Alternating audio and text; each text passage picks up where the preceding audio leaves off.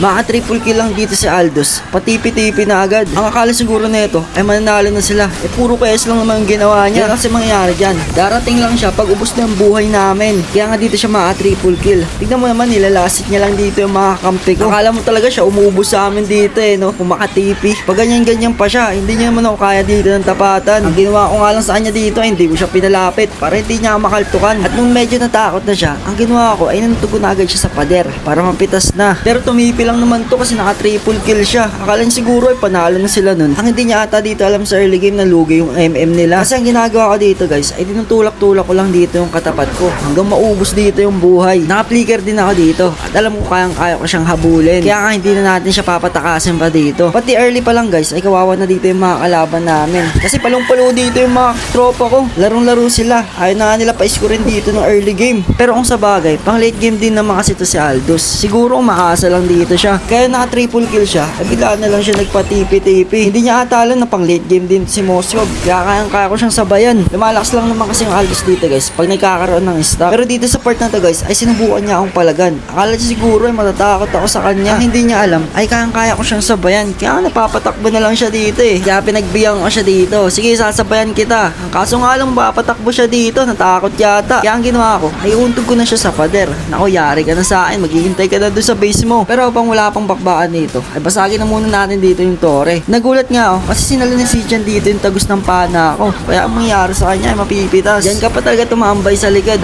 Mas masakit pa naman yung tagos na ito ni Moskov. At dito na ngayon sa part 9 guys, yung mga triple kill to si Aldous. Ang gagawin ko lang kasi dito guys ay pipitasin ko sana yung MM ng kalaban. Ang kaso nga lang, bigla silang dumami. Ito nyo naman, ang ginagawa lang dito ni Aldous ay nilalasit-lasit lang kami. Kinikiis niya lang talaga. Kaya nga ang mangyari dito ay meron na siyang pang my day kasi mga triple kill siya dito patipi-tipi pa nga siya. Okay lang din pala siya mga triple kill dito guys para may pang my day pala siya. Pero kahit makasavage ka pa dito Aldous ay hindi kita papatagusin. Hindi mo ata alam na pang late game dito si Moskov. Pati mag-item lang ako ng winchant dito ay hindi mo na ako kakayanin. Pero hindi na tayo mag-item ng winchant kasi nakachamba lang naman to si Aldous Kitang-kita naman, nang lalasit lang. Balak na saan namin tapusin dito kaya kunin ko na yung Lord. Kaso nga lang, kumukulit dito yung mga kalaban. Paano ba nagpapahabol pa dito? Kaya tinulungan ko dito yung mga kakampi ko. Kinuha na rin namin dito yung Lord guys para matapos na yung laban. Para makapag-post na rin dito si Aldous at makapag-my day. Pero dito sa part na taga hindi ko nga alam ba't ayaw niya ako unahin dito. Hindi naman nung nag-winchant. Takot lang ata siya dito kaya yung iba una lang kakampi yung inuuna niya. Hindi tuloy kami magkaharap dito. Kaya yung pinitas ko na lang dito yung mga kampi niya. At pagkatapos ko pitasin yun, binasig na natin dito yung Toro sa mid lane. Sasabayan na natin yung Lord dito guys para matapos na yung laro.